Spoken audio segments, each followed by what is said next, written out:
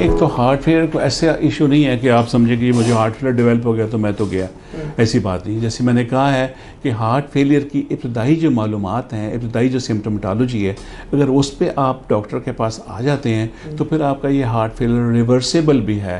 यानी अगर आपके बेसिक जो फैक्टर्स हैं जिनकी वजह से आपको हार्ट फेलियर डेवलप हुआ है वो आपने कंट्रोल कर लिए तो हार्ट फेलियर कंट्रोल हो गया। सो बचाव के लिए सबसे इंपॉर्टेंट बात, जैसे मैंने पहले बताया है, कि आपकी जो वजूहात हैं उनको कंट्रोल करना पड़ेगा। सपोज एक पेशेंट को हाई ब्लड प्रेशर है तो उसको बहुत इफेक्टिवली अपना ब्लड प्रेशर कंट्रोल करना चाहिए। ब्लड प्रेशर को बाकायदा किसी मुस्तनद डॉक्टर से चेकअप कराना चाहिए और दवाइयों के लिए उसको बाकायदगी इख्तियार करनी चाहिए और ब्लड प्रेशर को प्रॉपर मॉनिटर करना चाहिए। इस तरह डायबिटीज़ है, अगर शुगर है तो शुगर को भी HbA1c के हिसाब से आप कंट्रोल करें, मैनेज करें, प्रॉपर दवाइयाँ लें और शुगर के डॉक्टर को दिखाएं। तीसरी बड़ी अहम जो वजह है वो इस्केमिक हार्ट डिजीज़ है। अब इस्केमिक हार्ट डिजीज़ में यह है कि आपको खून की रगों में रुकावट हुई, आपको अंजाना शुरू हो गया।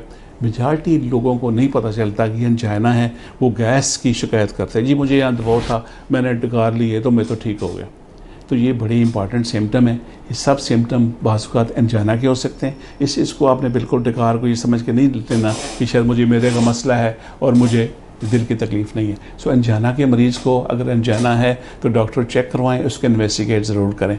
इस केस में हमें फिर ऑब्वियसली हमारे पास फैसिलिटीज़ अवेलेबल है, एको से पता चलता है, फिर एक्सरसाइज टॉलरेंस टेस्ट है, ट्रेडमिल एक्सरसाइज टॉलरेंस टेस्ट, वो करते हैं। अगर वो पॉजिटिव आता है फिर हम एंजियोग्राफी की तरफ जाते हैं। अगर एंजियोग्राफी वक्त से पहले ही हो जाए, सपोज एक पेशेंट में अंजाना हुआ, अभी उसको हार्ट अटैक डेवलप नहीं हुआ और हमने बीमारी पकड़ ली बाई एक्सरसाइज टेस्टिंग या बाई जो दूसरे हम टेस्ट करते हैं, ट्रॉप आई है या ECGs हैं और बाकी एको है, उसके एंजियोग्राम कराते हैं, पता चलता है उसकी एक या दो रगें बंद हैं, उसको स्टेंट डाल जाते हैं, रिवर्सलाइज जाता है तो उसके पट्टे डैमेज नहीं होंगे। अब एक ऐसा पेशेंट जिसको नहीं पता चलता है, अंजाना के साथ चलता रहता है, उसको एक्यूट MI हो जाता है, मायोकार्डियल इन्फार्क्शन होती है, उसके पट्टे डैमेज होते हैं, उसकी इजेक्शन फ्रैक्शन नॉर्मल जो 55-60 से कम होकर 30% में रह जाती है, फिर उस पेशेंट में हार्ट फेलियर डेवलप होने के चांसेस बहुत ज़्यादा हैं बनस्बत वो मरीज़ जो वक्त से पहले हमारे पास आ गया, जिसका टेस्ट किया हमने, उसका एको पे इजेक्शन फ्रैक्शन 60% था, उसकी एंजियोग्राफी का ही पता चले 2 वेसल्स बंद है, उसको स्टेंट डाल के दवाई खानी और इज नॉर्मल, उसके हार्ट फेलियर के चांसेस बहुत कम होते हैं। सो बचाव के लिए बहुत ज़रूरी है कि अपना आप को चेकअप कराएं, वज़न ना बढ़ने दें। अब ये जो सेडेंटरी लाइफ स्टाइल है ना, ये और डाइट हैबिट्स, ये बहुत बड़ा रिस्क फैक्टर है। जहाँ ये रिस्क फैक्टर है हाई ब्लड प्रेशर के लिए, जहाँ ये रिस्क फैक्टर है डायबिटीज़ के लिए, वहीं ये रिस्क फैक्टर है हार्ट डिजीज़ के लिए, जिसमें इस्केमिक हार्ट डिजीज़ नंबर 1 है। आप देखें ना, आप एक पेशेंट ओबीज़ है, ऑब्वियसली ओबीज़ किस लिए हुआ है, उसकी 2-3 वजूहत हैं। फेमिलियल ओबेसिटी हो सकती है, लेकिन ये भी तो हो सकता है उसकी ईटिंग हैबिट्स अच्छी ना हो, ये भी हो सकता है कि उसका लाइफस्टाइल बिल्कुल सेडेंटरी हो। जैसे आप अक्सर यहाँ तो लोग टीवी पर बैठे हैं, टीवी देख रहे हैं और सामने ड्राई फ्रूट या चीज़ें पड़ी हैं, खा रहे हैं लोग विदाउट एनी नोइंग भी ये सारी कैलोरीज आपको जमा हो रही हैं। एक्सरसाइज की हैबिट यहाँ बहुत कम है। यहाँ तो जो लोग एक्सरसाइज करते हैं उनके साथ तो लोग पूछते हैं, हाँ जी खैर है, क्या बात है, आपको गाड़ी बिठा लूँ, किधर जा रहे हैं, पैदल। यानी कंसेप्ट नहीं है कि आप एक्सरसाइज भी कर सकते हो। एक्सरसाइज करना खासकर उन लोग जिनकी एज ज़्यादा है, यंग एज में करनी बहुत ज़रूरी है, बट आगे जब 40 से प्लस अब क्रॉस करते हैं, खासकर 60 पहुँचे, तो फिर तो एक्सरसाइज इतना वाइटल इंपॉर्टेंस रोल है। और डाइट हैबिट्स बिल्कुल चेंज करनी पड़े। हमारे यहाँ रात का खाना लोग अक्सर, मतलब आप देख लें बिजनेस कम्युनिटी, रात को ही वो खाना खाते हैं, हैवी खाना खाते हैं। एक बल्क फूड अब रात को आपको कार्बोहाइड्रेट्स अवॉइड करने होते हैं और हमारा मेन फूड कार्बोहाइड्रेट्स है कि आप मगरब का टाइम आखिरी खाना जो है ले लें, मगरब के बाद कोशिश करें कि आप कार्बोहाइड्रेट्स को अवॉइड करें, ठीक है।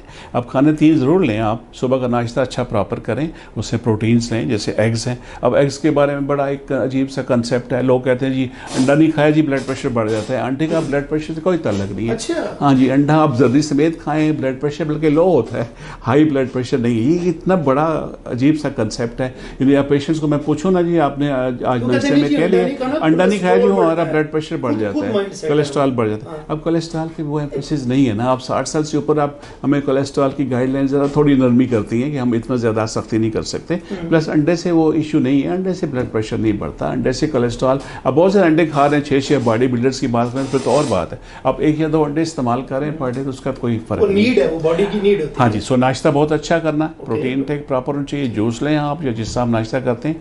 दोपहर खाना बहुत ज़रूरी है, थोड़ा लें आप, सिंपल मीट लें आप, आप उसमें सैलड शामिल करें, योगर्ट शामिल करें, आप जैसे बाकी कार्ब्स लेते हैं वो लें, आप मीट का लें। रात का खाना आपका जो लाइट हो और बहुत जल्दी तो हो। ये अदर वे अराउंड है। हाँ, और रात का खाना जो है, अगर आप दिन का खाना कहीं नहीं खा पाए और रात को आपके, तो उसका तरीका ये है कि आप फिर रात का मील बहुत जल्दी ले लें। आप 4 बजे ले लें, 5 बजे ले लें, असर का टाइम ले लें आप, सो दैट आपका ये मगरिब के बाद खाने का जो रुझान है ख़ासकर कार्बोहाइड्रेट्स कम। अगर मैक्सिमम लेना ही है तो आप दूध ले लें। दूध में को आप जैसे यूजुअली हम डायबिटीज़ को ग्लूसरना इस तरह चीज़ें एडवाइस करते हैं, वो इस्तेमाल कर सकते हैं।